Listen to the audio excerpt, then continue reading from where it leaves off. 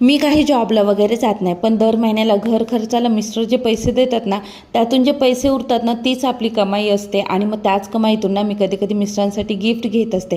तर ना त्यांचा बड्डे होता मेमध्ये, आणि मग त्यांच्यासाठी ना मी 2 टी शर्ट गिफ्ट केले होते. तर ते टी शर्ट ना छान होते, पण फक्त साईजमध्ये थोडा प्रॉब्लेम येत होता.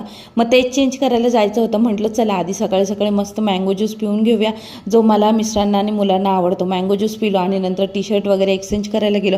आणि याच्यातच आमचा संडे कधी संपून गेला हे कळालंच नाही. त्याच्यानंतर नेक्स्ट डे मंडेला केस कापुणे म्हणतात, पण आता काय करणार, 1-2 दिवसात स्कूल स्टार्ट होणार आहे.